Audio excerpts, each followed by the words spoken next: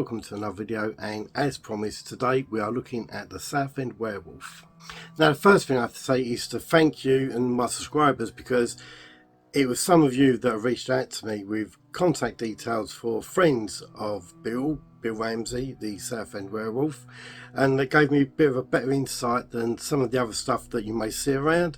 It's not much details, but it sort of backs up some other points of view of it and what it was like for him and for his friends around him, because very often Bill didn't remember stuff that happened to him. At the end of this video I'm going to ask you a question, and I want you to put your answer below because I want to know your view on this. And there's going to be two possible answers, I think, and I'll be interested in what one you agree with. And you may not, you may have your own thoughts on it, but I'm going to ask you the question at the end, so have a look at that, put your comments below, and well, here's the case now. So Bill Ramsey was born in Southend-on-Sea in 1943, and apparently he had quite a normal upbringing, and as a child he'd go down on the beach and into the local woods, and he loved being outdoors. So it wasn't like a child that stayed in, and he was, I mean, we have no evidence of this, but there was nothing outstanding about him as a child. He wasn't getting into trouble or nothing like that. So he was just a general young boy growing up till he got to the age of 9. Now what we know from Bill's own words was that at the age of 9 he was outside his parents' house and he felt like a cold breeze come over him and he was sweating. And what he described was like if you've ever walked into a meat freezer and that all that sweat on you was like freeze up, and that is what he said he felt in his body. What Bill did shocked everybody. There was a concrete post about 3 inches thick. He pulled it out of the ground and started swinging it around as if it weighed absolutely nothing. Now Bill, in an interview later on that I've seen, turned around and said that he would actually struggle to do that even now, that this big thick concrete post he pulled it straight out of the ground and it was just waving it around as if it was a baton. He said he can't believe he had that strength at the time. And then he got some wire that was on the ground and started putting it in his mouth and chewing on it till all his mouth was bleeding, and his parents were absolutely petrified of him. They said he was growling and snarling, and he was like bending his hands over as if they were like claws. Bill later goes to say that a part of this issue he was having, it would make him want to run on all fours. Now I don't see where he said at that age of 9 he felt like bending over and running on all fours, but I did see a comment where he said that when this would happen he would want to be like a dog or a wolf and pounce at all fours into the sea. Now looking at, there's lots of other videos out there and most of them are American made, and they've also taken a lot of the information from the Warrens. Now the Warrens do get involved in this, but not till a lot later on in Bill's life. But at the age of 9 Bill was actually terrified of what had happened to him, and he said apart from the actual feeling of that coldness coming over him, he doesn't have any memory of him actually putting that post out. Only his parents all see it, and yet he had the cuts in his mouth and chewing on the barbed wire. Those sort of things, that the evidence was that Bill would always rely on what other people saw for him to understand what he was like when this used to happen to him. So one thing Bill also does remember about these attacks that he had was the visions that he would have, and they were visions of wolves, and this feeling that again he wanted to behave like a wolf. And not only that, you know, the growling and all that sort of fits in with that, and the running off on all fours, but he said it was this smell, this horrible doggy, violent, horrible smell that used to waft over him that almost make him want to be sick. Now Bill, that was at the age of 9, and Bill didn't have any sort of episodes. He actually got married and got himself a job, and now everything was quite happy. Friends around him at the time said that Bill was never a really outgoing person, and this comes from people that I've spoken to. But Bill wasn't like an oddball. You know, you could have great conversations with him. He was just a very normal person. Bill got married, and then from the moment he got married, Bill started having sort of visions of attacking his wife and nightmares of him attacking his wife. It'd always be roughly the same. His wife was running away from him and he was chasing her down the street trying to grab her. Now He doesn't say that they were like he was being like a wolf in it. These feelings of being possessed by a demon or something like that sort of started washing over him and thinking that maybe there's something quite wrong with him. Now, he had children and he's brought up his children as a perfect happy family man. It weren't till later on in that marriage where things started going just a little bit wrong.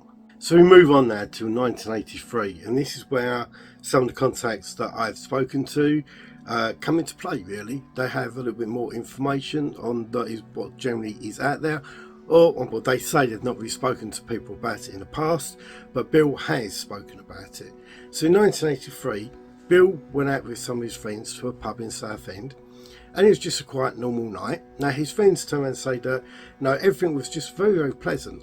Bill was sitting at the table when all of a sudden that cold, horrible feeling that he got when he was 9 years old returned. Bill sort of recognised this almost straight away, and it panicked him. Now, this could be seen as a panic attack. When you do have panic attacks, your body goes ice cold. You can get on your back, or you can start sweating. This fear sort of takes over your body. Bill removed himself from the table and went to the bathroom. When he got there to splash water on his face, it is reported that Bill said he saw the face of a wolf looking back at him, and he believed he had turned into a wolf. Bill managed to calm himself down, went back, convinced his friends that they needed to leave immediately. Lucky enough, Bill's friends were understanding, and they thought Bill may be having a panic attack or something like that. They got into the car and drove Bill away. Unfortunately, they'd gone a little bit way down the road. Bill's condition worsened. Bill started growling and making his hands into claws, and actually started to attack the people in the car. Now, what some of the friends say is that Bill was using almost superhuman power, and as soon as they grabbed him, he was able to just throw them off without any effort at all. It was such a strong force that the back door of the car was forced open when Bill was pushing them. Luckily enough, they did manage to get Bill out of the car when he had slightly calmed down. Now, this is where Bill says that he doesn't remember anything. He absolutely blacks out and he doesn't remember anything. So these reports are from his friends that witnessed this and then relay it back to Bill afterwards. And you can only imagine how Bill must feel that these are his friends that he's just turned on and attacked. Now, what we don't know is how much Bill would have had to drink that night. Now, going by the thing that they said they hadn't been there long, we think maybe you can rule out alcohol being involved in that. So this wasn't some aggressive behaviour. You can contribute to alcohol, and Bill had no history of alcoholism or anything like that in his history. So normally, sometimes you get people to get these extreme violent rages when they've been drinking. We can't link that to Bill, and further on, you'll find that mental health has been ruled out as well. So after that episode, Bill was getting these feelings more and more often, and he was struggling to keep them really secret. More of his friends had seen him that night acting in that way, and then an episode happened that was really the beginning of probably the solution that would happen for Bill. So Bill was out and he started getting what he said was like chest pains. He thought he was having a heart attack, so he goes to Southend Hospital. While they're doing blood tests on him and checking his blood pressure, Bill, out of nowhere, turned around and sunk his teeth into a nurse. She pulled away. Bill jumped out of the bed and was running through the corridors of the hospital with an arched back, growling and snarling with his hands in a claw-like form, attacking people walking down the corridor. Two wardlies walked up and apparently Bill threw them aside as if they weighed nothing. This super extreme energy. Could be adrenaline rush, but he said he'd be able to throw them away. A police officer came in and Bill apparently picked this police officer up and was able to throw him quite a few metres down the corridor. Eventually they were able to pin Bill down and sedate him, and when he came to, again he had no recollection of this and actually checked himself out the hospital. Now, no charges were actually brought, but it was only a few months after that Bill would start feeling these again, and he said they started to build back up, and it was in 1987 when one of the worst attacks happened. A few months later, Bill was actually at work and he started to feel these icy cold feelings again. Recognising this time that it was going to be one of these attacks, he took himself back to the hospital. Unfortunately for Bill, the people in the hospital knew of him now, and his werewolf-like behaviour was going around the hospital, so they all knew who he was. One of the nurses there was a bit scared and actually going up and talking to Bill, and unfortunately he did. He snapped, and all those emotions come back again. The nurse said he started growling, his hands went into a claw-like, he bent over and he started attacking. Fortunately for other people, 2 police officers were actually there, and they come in.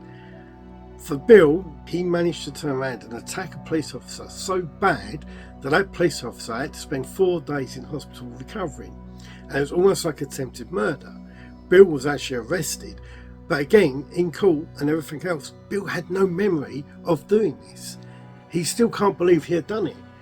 All he knew that in his mind, he kept saying that sooner or later he was going to kill someone, and he wasn't going to be responsible for it because he can't remember it. And that was one of the things that petrified Bill. When help was going to be offered to him, he would take any help there was. During this time, Bill was going under mental health assessments, and nothing was really showing. And Bill was released from prison and was able to go around and act his normal life. Now we come to a period of time where the reports are a little bit mixed.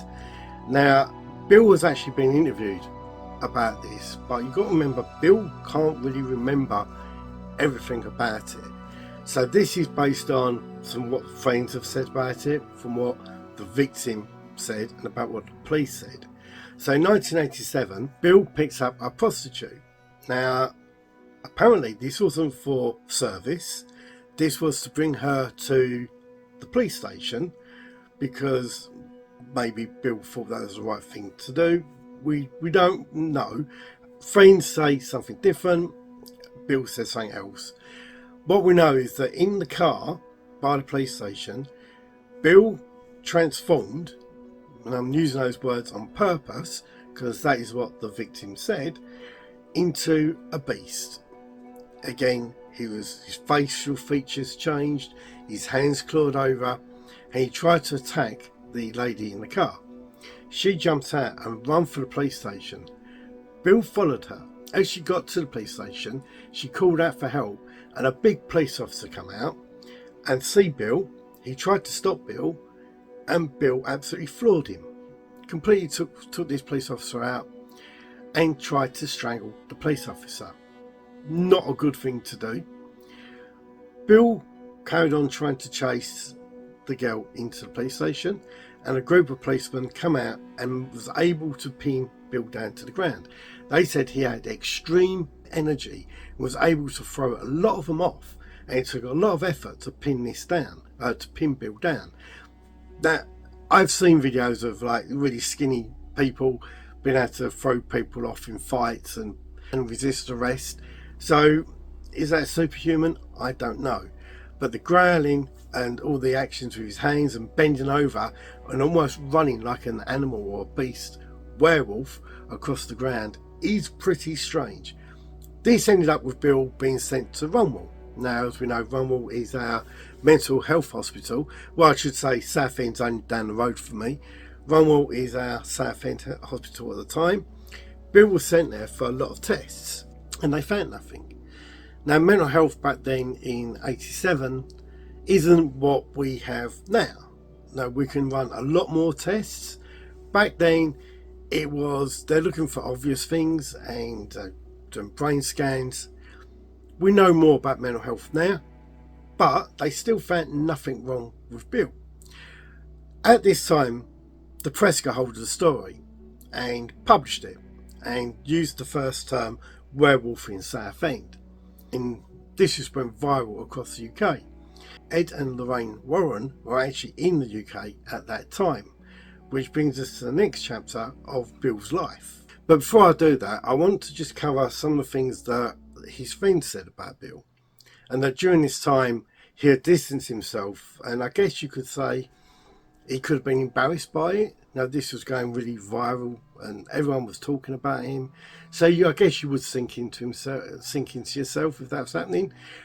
But these attacks had not gone away.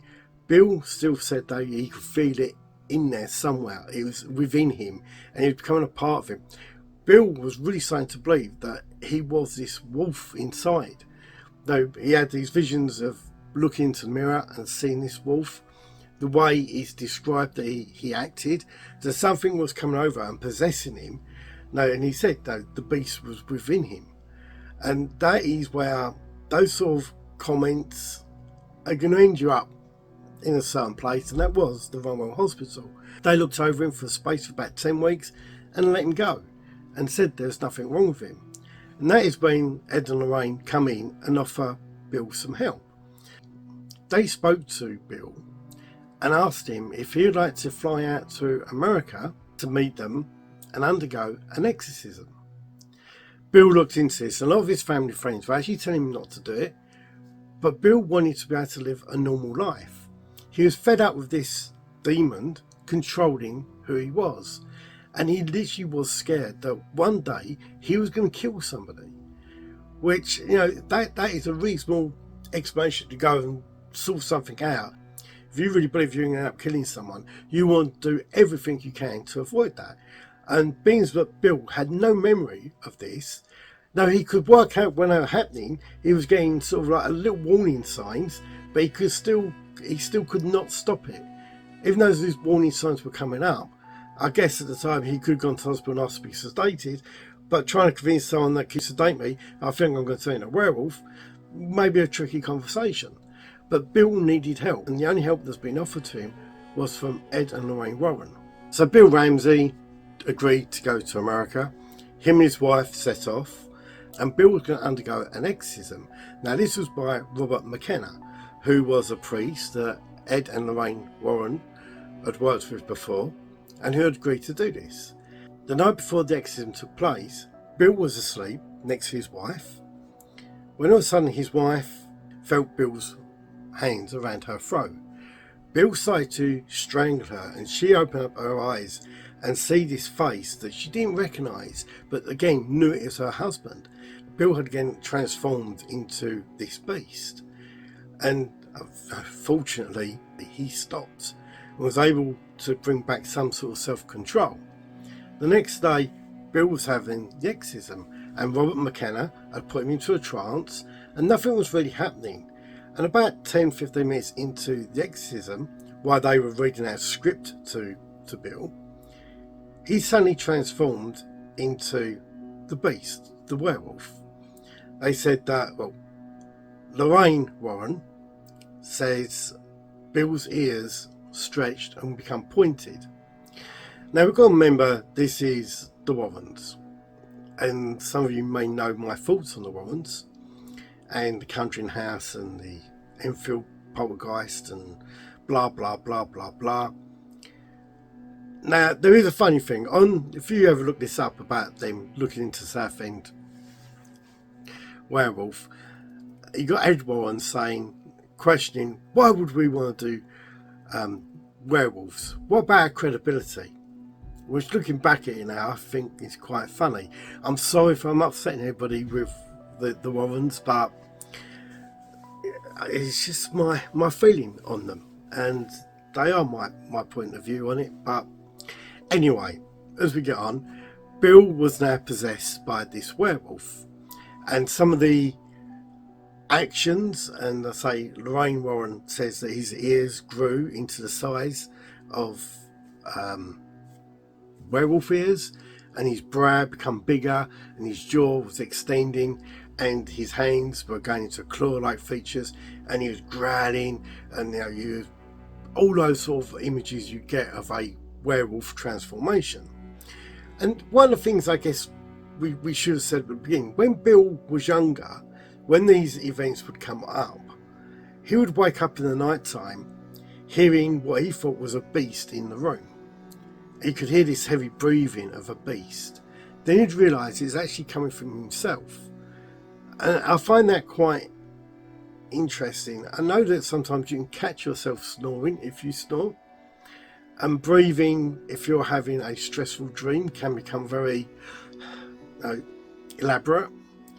But I've never heard sort of like you thinking that there's someone else in the room, then realising it's your own breath. So again, that is a bizarre thing. But there's what's not bizarre about this case. So the priest is reading the scripture out to Bill Ramsey. Bill Ramsey's sitting in the chair. By this time, he's, I guess you say, fully transformed. And he's described that this rage was the biggest rage that Bill has ever shown to anybody. And it was getting to a point where people around were actually getting worried that he was going to attack the priest. The priest then started to command the demon to leave Bill. And all of a sudden, everything just stopped. And Bill calmed down and became very, very normal. And the exorcism ended. And Bill got up, thanked the priest. And Bill said he felt like hugging him and kissing him. That he felt that this big release had come out of him. That something that had been like a dark possession had gone. And he felt absolutely free. There is an interview with him in 1992. Where he said that he had never experienced any of these thoughts again. He didn't have this rage again. He didn't have any feelings, this cold feeling coming over him. That was actually the last time anyone heard of Bill Ramsey. And no reports of this behaviour or someone showing these behaviours in Southend has ever shown up since. Now, there is the caveat of these two questions I'm going to ask you. One of them is something I'm going to have to go into and explain just a little bit more in detail. Now, I've spoken before, some of you know that I've been a mental health teacher for 20 years in anger management. And I've met some very, very angry people over those 20 years. And I'm aware of a mental health condition where I guess it's a mental health condition. It comes, I guess you can put it under the same scope of things like ADHD, autism. This is, and I can't remember that, it begins with L. It's a condition where you go into a trance, almost like a epileptic fit, where you show massive signs of aggression and you become super powerful and you can't remember your actions afterwards. I've met a few of those people over the years and their tales are terrifying. To think that you could do something like that and not know that you're doing it. On the face of it, you could put this down to what causes Bill. Now again, these medical tests were done on Bill many years ago. That condition was known of in 1987. But how do you account for the exorcism solving Bill's problems? Now, with mental health, if you're given an explanation for your behaviour, and your behaviour is based on stress, and the more stressed you become, the bigger the outburst can be, the trigger is pulled. You take that trigger away, you take that stress away. Often you can take away that trigger being pulled, and they never erupt into that rage level. So could it be that once Bill had an answer of why he was like that, and then somebody took him seriously and he believed them, and they removed that poison, that demon, that concern, they removed it from him, his belief system changed, that he was then free and that he did not have this anger in him no more. This bad thing that he was capable of was gone. Did that ever stop him? Did that then stop him from ever moving on and progressing into that rage ever again? That's the one thing. That's the one possibility. The other possibility is that Bill was possessed by a demon, a werewolf. We don't know how that would have happened. A 9-year-old boy. He did used to play it out in the woods and down Southend Seafront. Did a demon get into Bill back then? Did the Warrens get this right?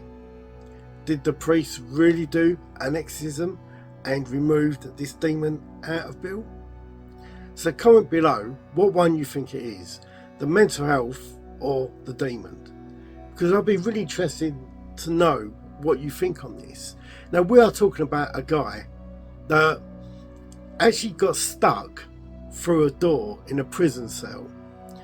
With so much force, he jumped through the prison hatch and got stuck in there, and they had to use soap to get him out. This guy was able to beat the biggest officers in a police station to almost an inch of their life. Now, you can see the reports of officers. If I didn't want to get copyright striked, I can show the interviews of the police where they were petrified, and in their statements they're saying this person is capable of killing somebody. They need to stop him. Yet mental health professionals back then could not find nothing wrong with him, and he was always released. There's got to be something going on there. It is either a very deep-seated mental health issue that once he changed his belief system went away, because it's never happened to him again. Now, his friends turned around and said that he was perfectly normal after that, which was the thing that I wanted to check out, because no one heard from him from after 92. And it was great that, you know, some yous reached out to me and I was able to speak to you, because to know that, yes, that was right, he didn't have these issues. I know some of you lost contact with him very, very quickly after that, and some of you were friends with him before that and didn't know that, but you also gave me good information that what he was like as a person, and to know that he was generally a nice, normal person, is that it adds foundation to either mental health side or the demon side. We can rule out that this guy was ever faking it. He wasn't doing this and using this as an excuse. This was really happening to him, and I believe he had no recollection of it. I actually believe him when he says that he doesn't know he was doing this. And it's just going to be interesting to know what your thoughts are on this. So this isn't your typical werewolf, hairy man side, but you know, this guy had many of these outbursts over his life, and people did describe him acting like a wolf, and he visualised a wolf when he looked in the mirror, and he'd see these visions of wolves and all that when he was going to sleep, in these dreams, and you know, these vivid dreams of him chasing his wife and all this sort of stuff. There was something going on. Anyway, I hope you enjoyed this video. It may be a bit shorter than what some other videos are, and again, I really need your help. I need your help getting my videos out there. Again, something is going on with YouTube. My watch hours are going through the roof. Yeah, it's saying not many people watching my videos, and the hours I've been watched don't align up to the amount of views I'm getting. So I don't know what's going on there. So it's like 90 odd hours and only a few views. I don't know what's going on. YouTube, lovely person on YouTube I spoke to. Yeah, it's called a YouTube bot. So as you know, you can't speak to real people when you talk to YouTube. And they just told me that everything is fine, my channel is fine, it's working how it was, and they couldn't explain why my viewing hours weren't lining up to my watched hours, which was really confusing. Anyway, I'll see you soon in a new video. Okay, bye.